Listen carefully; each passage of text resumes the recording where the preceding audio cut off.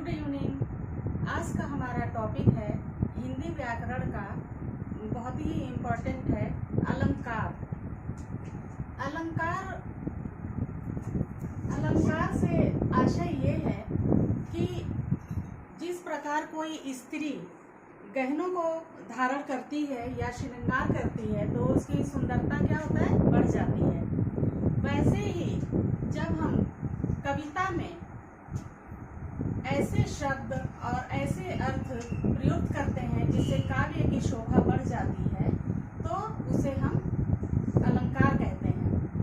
वो कविता की भाव में मधुरता और रसता उत्पन्न कर देते हैं, उससे काव्य में मधुरता आ जाती है। ऋषि मुनियों ने कहा है, काव्य शोभा करान धर्मान अलंकार प्रच्छते, यानी जो काव्य वे शब्द और जो काव्य की शोभा को बढ़ाते हैं उसे ही हम अलंकार कहते हैं। अलंकार दो शब्दों से मिलकर बना है।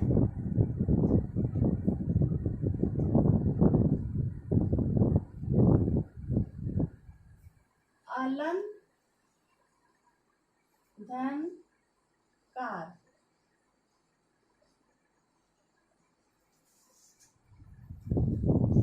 जिसका अर्थ होता है श्रृंगार या गहना।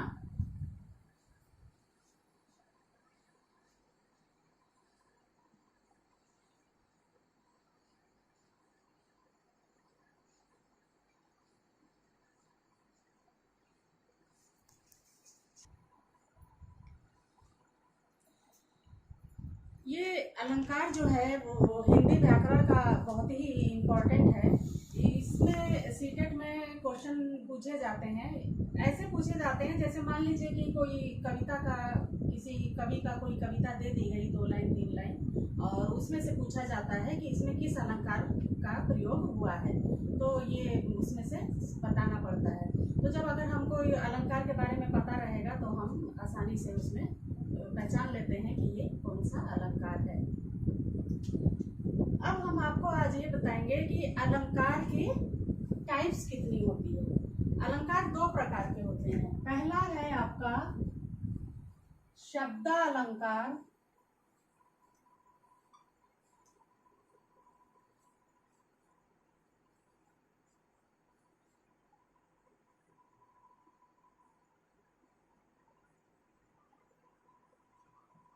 और दूसरा टाइप है अर्थालंकार।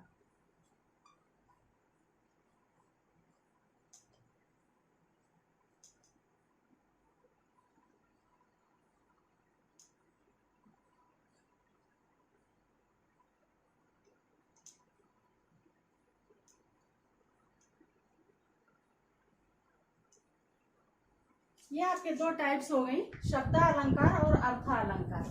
अब हम इसको थोड़ा सा समझ लेते हैं कि ये शब्दालंकार और अर्थालंकार क्या है। शब्दालंकार से आशय ये है कि जिस कविता में शब्द मात्र से ही शोभा बढ़ जाती है उसे हम शब्दालंकार कहते हैं। और अर्थालंकार से आशय ये है कि जहाँ पर कविता में अर्थ के आशय से बढ़ोतरी होती है, काव्य की शोभा बढ़ जाती है, उसे हम अर्थालंकार कहते हैं। अब क्या है कि शब्दालंकार जो है वो उसकी 3 टाइप्स होती हैं और अर्थालंकार की जो है वो बहुत सारी टाइप्स होती हैं। तो सबसे पहले हम शब्दालंकार की टाइप्स देखते हैं। शुरू करूं? सबसे पहला जो टाइप्स है वो शब्दालंकार का है अनुप्रास अलंकार।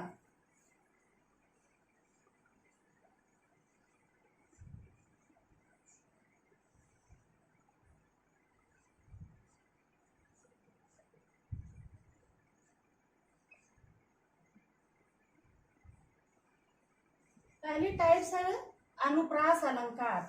अनुप्रास अलंकार उसे कहते हैं जैसे जिस कविता में एक शब्द कई बार प्रयुक्त हो तो और उससे काव्य की शोभा बढ़ जाए तो उसे हम अनुप्रास अलंकार कहते हैं। जैसे चारु चंद्र की चंचल किरणें, चारु चंद्र की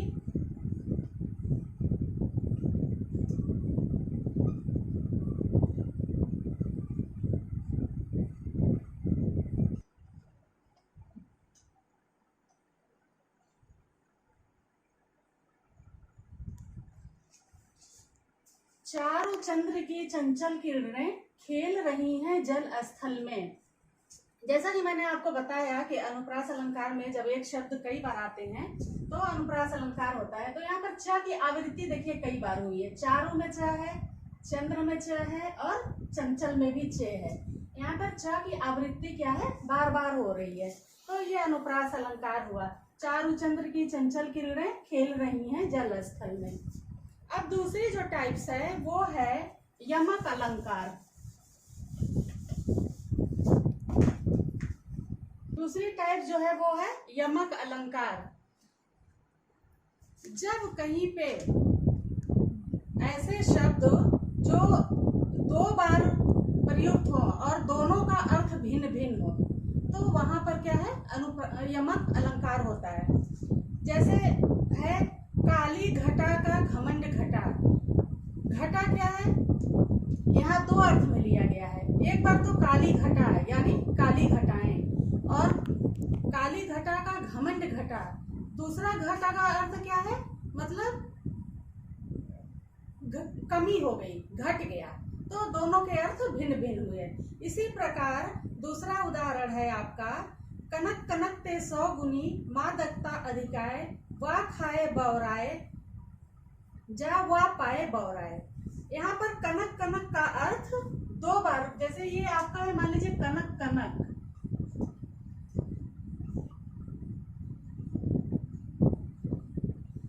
ये जो कनक कनक दो बार प्रयुक्त हुआ है, जो मैंने भी आपको कविता बताई, तो इस कनक का अर्थ जो है वो धतुरा है और दूसरे कनक का अर्थ है सोना है।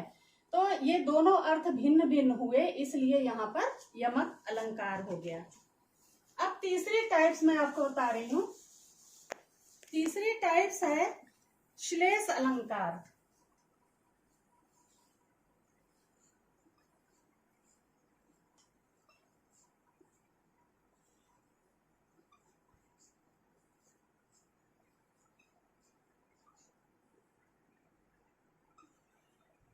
श्लेष अलंकार, श्लेष अलंकार उसको कहते हैं जहां पर कोई ऐसा शब्द हो जिसको उसके अलावा कोई एक अन्य अर्थ लिया जाए।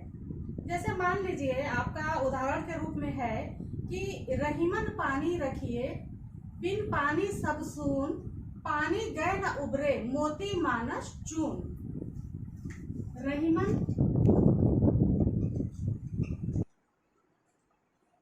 देखिए ये है रहीमन पानी रखिए बिन पानी सब सून, पानी गए न उबरे मोती मानस चून। अब यहाँ पर क्या है कि पानी जो आपका है, ये पानी, ये पानी जो है हर जगह अलग अलग अर्थों में प्रयुक्त हुआ है।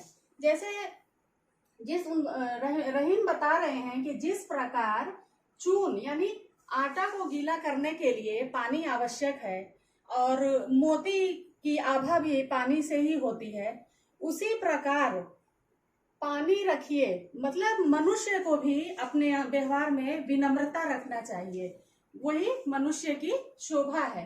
तो यहाँ पर क्या हुआ, पानी भिन्न भिन्न अर्थों में हर जगह प्रयुक्त हुआ है। कहीं पर विनम्रता, कहीं पर पानी।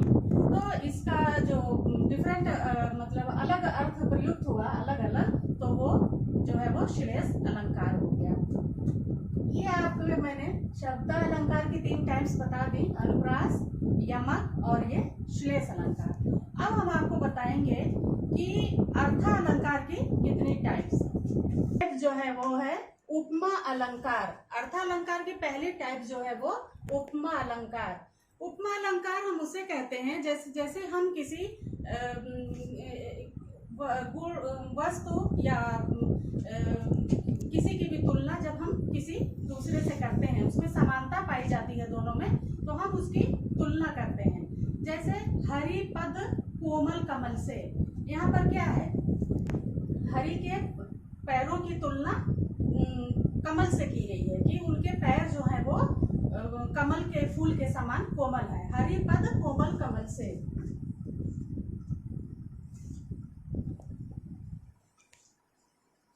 हरि पद कोमल कमल से, ये उपमा अलंकार हो गया। पैरों की तुलना कमल के फूल से की गई है। अब इसकी दूसरी टाइप जो है वो है रूपक अलंकार।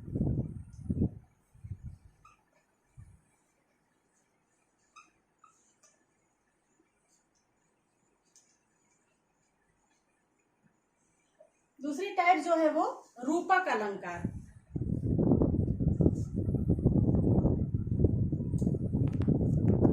समानता के कारण, उपमेय और उपमान में समानता के कारण जब उपमान का भेद कर दिया जाए, हरि चरण को ही कमल का फूल मान लिया गया। जैसे मान लीजिए हर चरण कमल बंदो हरि राई, इसमें क्या हुआ, चरण कमल बंदो हरि राई,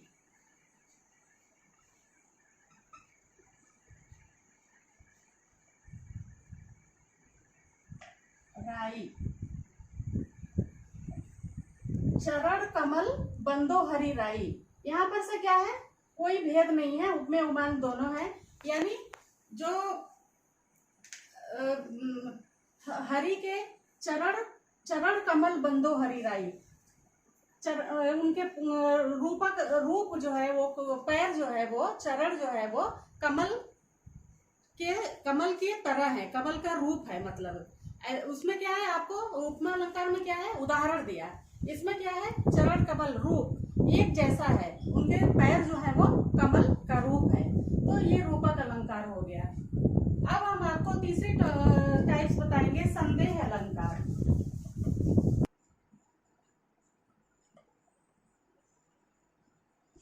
संदेह अलंकार, इसमें क्या है कि जब किसी एक वस्तु दूसरी वस्तु के होने का संदेह हो, निश्चय नहीं कर पा रहे हो कि क्या है, जैसे ये जिस वस्तु को हम समझ रहे हैं वही है या ये कुछ और हो, तो फिर वहां पर क्या है, संदेह अलंकार होता है।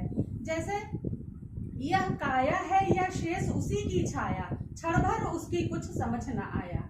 फिर इसी टाइप का एक हम आपको और दूसरा उदाहरण दे रहे हैं, जैसे नारी है कि सारी है कि नारी है। यहाँ पर क्या है, नारी और सारी में संदेह उत्पन्न हो रहा है, समझ नहीं पा रहा है कि वो क्या है। तो जहाँ पर संदेह हो, शक हो, समझ ना आए एक वस्तु है कि नहीं वो है, वो फिर संदेह अलंकार होता है।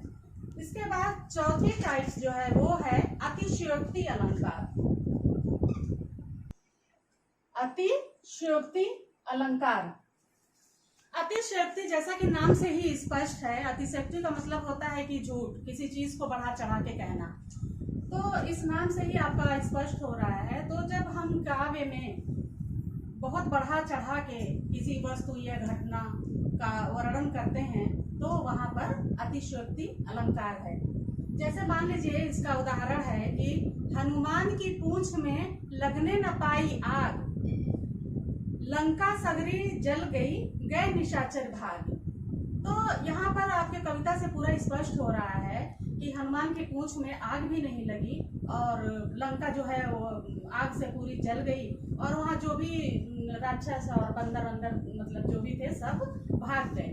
तो ये पूरा अतिशयोक्ति अलंकार है। जब उनके पूंछ में आग थी ही नहीं तो सगरो लंका कैसे जल गई। तो जिस घटना में या वस्तु में बहुत बढ़ा चढ़ाकर झूठा वर्णन किया जाए तो वहां पर अतिशयोक्ति अलंकार होता है। अब हम आपको पांचवा टाइप्स बताएंगे, मानवीकरण अलंकार।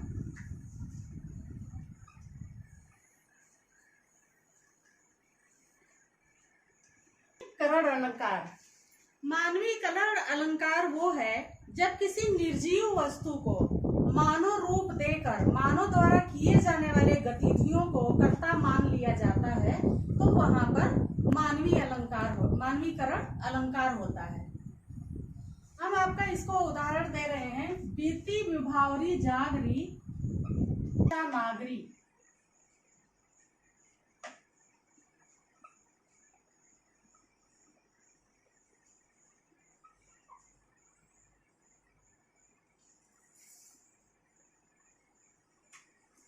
बीती विभावरी जागरी, अंबर पनघट में डुबो रही ताराघट उषा नागरी।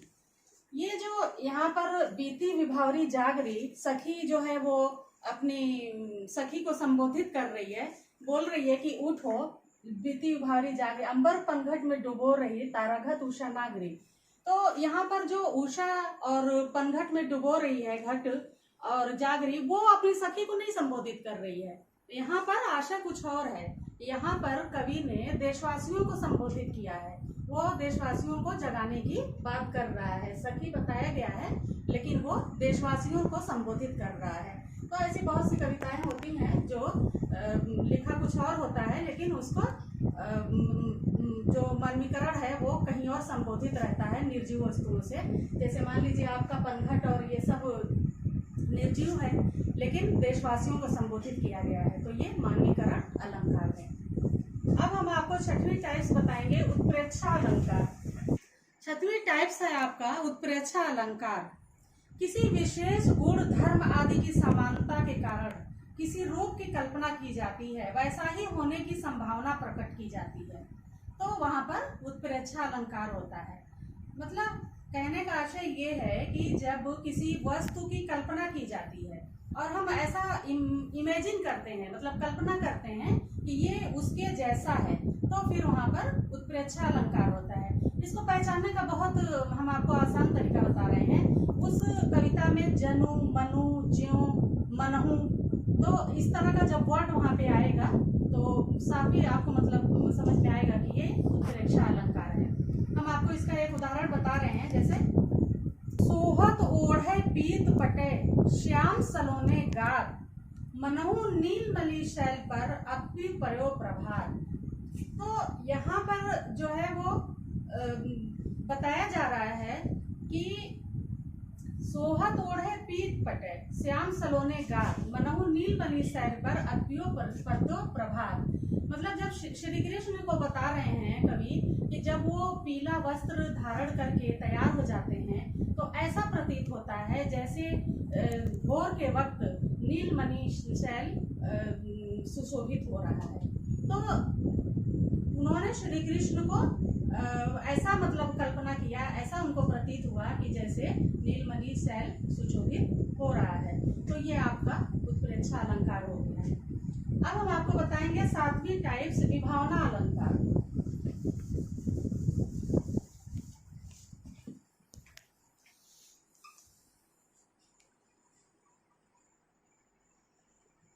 विभावना अलंकार, जहाँ कारण के न होते हुए भी कार्य का होना पाया जाता है, वहां पर विभावना अलंकार होता है।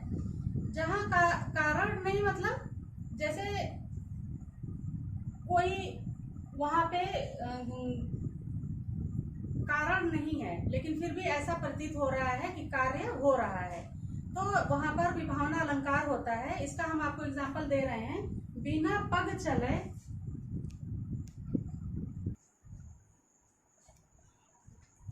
ये कविता है।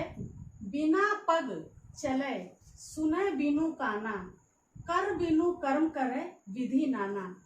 जैसा कि कविता से पूरा स्पष्ट हो रहा है कि बिना पग चले यानी वो बिना पैरों के चले, सुने बिनु काना यानी बिना कानों के सुनता है, और करे बिनु कर्म करे विधि नाना। करे मतलब हाथ, बिना हाथ के ही, कर मतलब हाथ, बिना हाथ के ही वो विभिन्न कार्यों को करता है।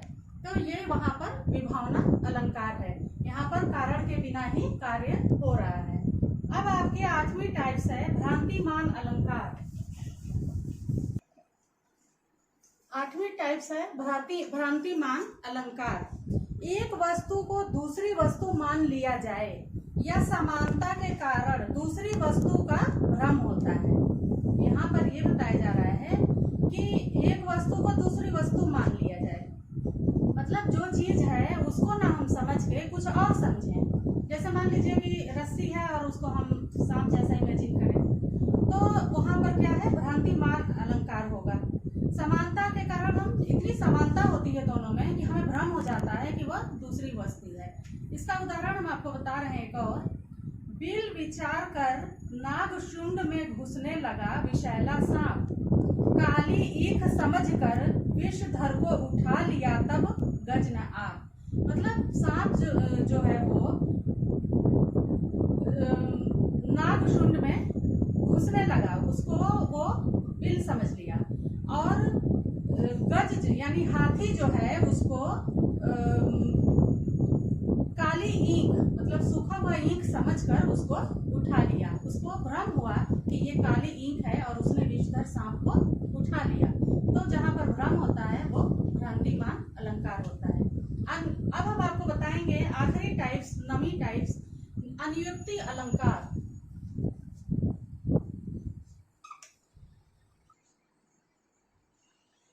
अनुयुक्ति अलंकार ये अर्थ अलंकार का आखिरी टाइप है, 9 टाइप्स होती हैं उसकी।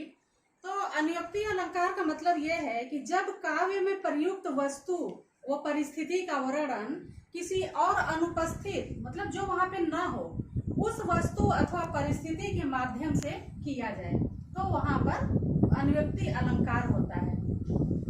जैसे मान लीजिए कि फूलों के आसपास रहते हैं फिर भी कांटे उदास रहते हैं। इसका दूसरा टाइप्स हम आपको एक और बता रहे हैं, नहीं पराग नहीं मधुर मधु नहीं विकास यही काल, अली कली ही सो विद्यो आगे कौन हवाल।